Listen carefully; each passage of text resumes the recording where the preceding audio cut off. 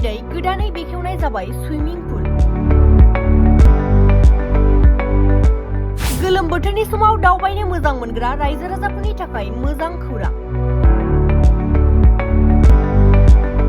जायफोर गोलोम बोथोरनि समाव गावसोरनि गथ' गथायखौ लानानै रायमना माहारियारि पार्कआव बेरायफैनो गोसो बिथांमोननि थाखाय रायमना जंगल रिट्रिटआव लानानै फैदों मोजां खौरां। रायमना जंगल रिट्रिटआव दिनै गोदानै बेखेवबाय सुइमिं पुल। बे सुइमिं पुल बेखेवनाय हाबाफारियाव भुटाननि आलासि आरो गोबां माननि आलासिफोरजों लोगोसे बर' सावथुन मुलुगनि फावखुंगुर अम प्रकाश खेरखातारि, बारसारानि बसुमतारि, सोनाब बंगनि इउटुबार खरु नार्जारि बिथांमोना बाहागो लायो।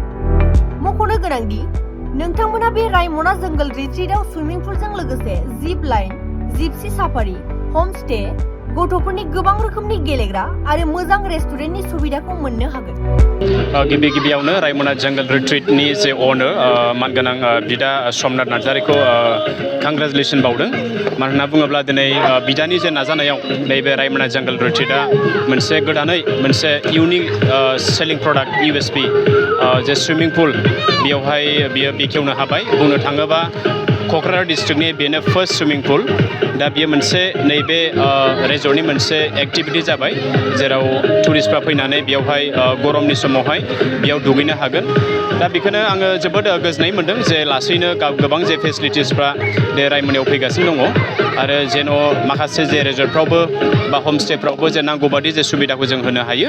दा बेखौनो आं खावलायनानै गावनि सुंद' बुंनायखौ आङो बेयावनो दोनथ'नानै आङो साफ्रोमखौबो आङो हामबाय होबाय। गोजोन्थों।